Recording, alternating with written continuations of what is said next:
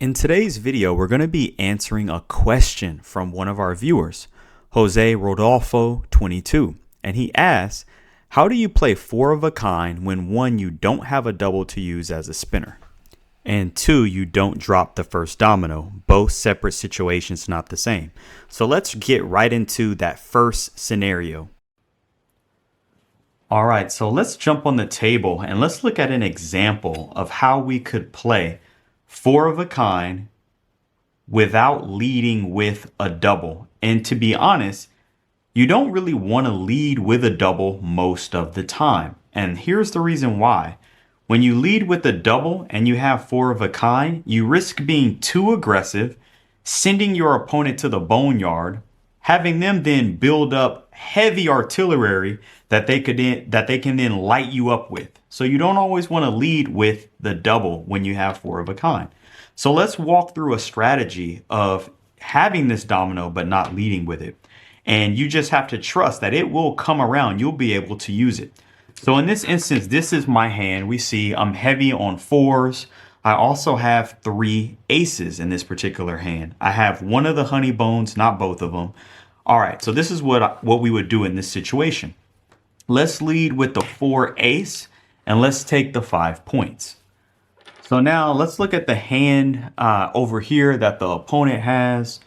Their options are pretty limited when it comes to this play, but they're going to, let's say, come with the 6-4.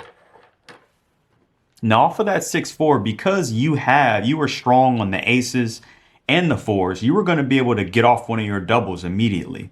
Now in this instance, you just get off the double ace. Now what then can the opponent do after that? Maybe they will hit the ace to get behind the house so they don't have too much pressure on themselves. So they go there with the 6-3. Now what then could you do with your hand? You then can cut that new play because you know it's starting to put pressure on them. From there, maybe they hit the 6 and get 5. What do? And you hit that new play automatically and put the pressure onto them.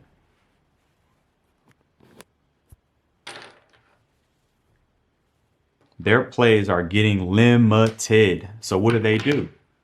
They hit the double blank. And then from there, you can get off the double. And then from there, they're in the boneyard. They're done. So they're hitting the boneyard. They're pulling. Oh, look, they're out. Right there. 6 blank. Put it that way so it can be seen. They're out 6 blank.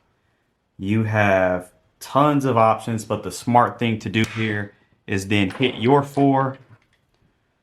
And then they can maybe try to get off the double 6. But in that instance, getting off the double 6, which is often a play that people will do, trying to just get rid of bones. They know they're heavy. You then counter with 20. So you see how I was able to use those 4 fours, but not being too aggressive with them.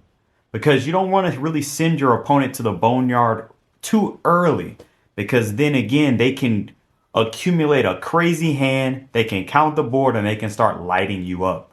So I hope this right here answered the question of how to use four of a kind when you have a double or when you don't have a double to go with it. All right, thanks for watching this video. If you found value in this, remember to subscribe. And always remember, if you don't got fives, don't play them. For real. Facts.